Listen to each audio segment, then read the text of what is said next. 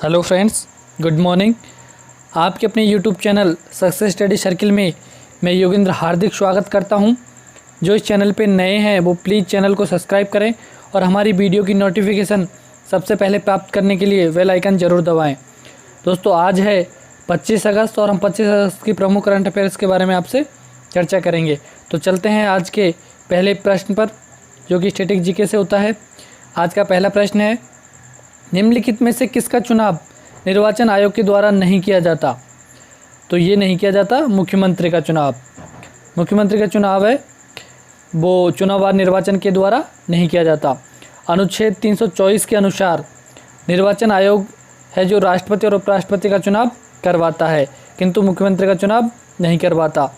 और अनुच्छेद 164(1) के अनुसार मुख्यमंत्री को राज्यपाल नियुक्त करता है और मुख्यमंत्री के परामर्श पर ही राज्यपाल अन्य मंत्रियों की नियुक्ति करता है। तो बढ़ते हैं हमारे अगले प्रश्न पर। आज का हमारा अगला प्रश्न है, हरित पथ नामक मोबाइल ऐप्स के द्वारा लॉन्च किया गया है। हरित पथ नामक ऐप है वो किसके द्वारा लॉन्च किया गया है? तो ये किया गया है नितिन गडकरी के द्वारा। किसके द्वारा? नितिन गडकरी के द्वारा। और ये हमारे केंद्रीय सड़क परिवहन और राजमार्ग मंत्री हैं। कौन से मंत्री हैं? केंद्रीय सड़क परिवहन और राजमार्ग मंत्री। इनके द्वारा ही हरित पथ नामक मोबाइल ऐप लॉन्च किया गया है। और इस ऐप का उपयोग राष्ट्रीय राजमार्गों पर वृक्षारोपण की निगरानी के लिए किया जाएगा। और इस पहल के तहत 21 जुलाई से 15 अगस्त के मध्य में राष्ट्रीय राजमार्गों के विस्तार के साथ 25 दिनों में 25 लाख से अधिक पौधे लगाए भी गए हैं।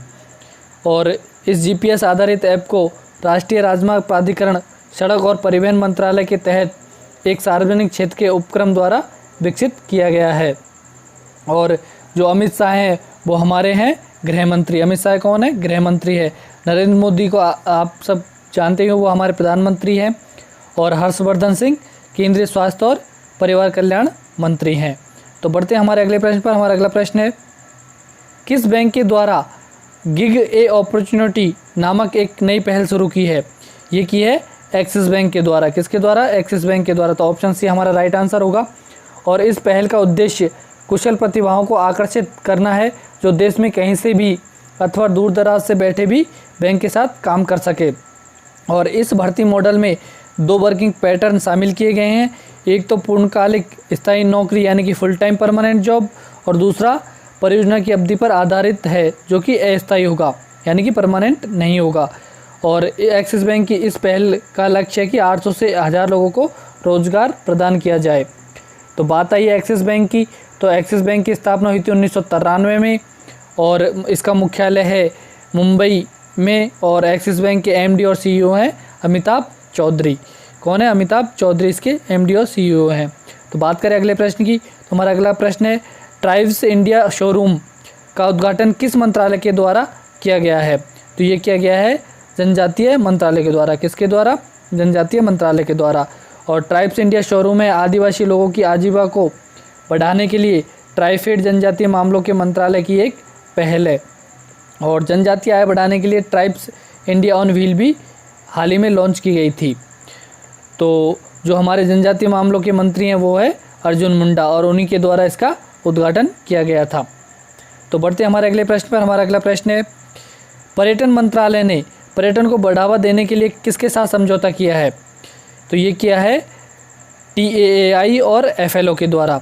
और ये है TAAI की फुल फॉर्म है travel agents association of India, और जो FLO है वो फिक्की लेडीज ऑर्गेनाइजेशन है। तो इन दोनों के साथ पर्यटन मंत्रालय ने समझौता किया है।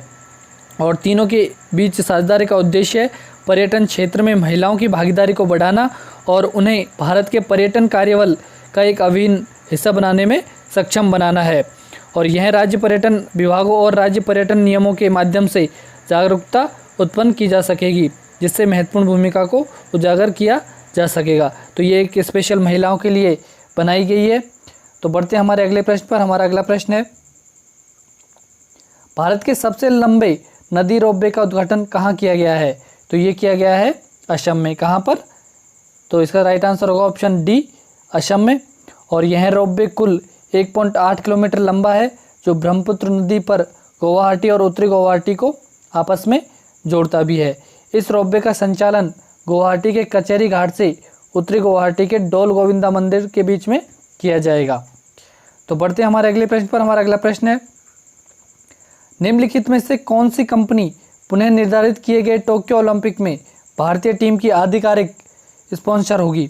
तो ये होगी आइनॉक्स ग्रुप। तो यानी कि ऑप्शन सी हमारा राइट आंसर होगा, आइनॉक्स ग्रुप।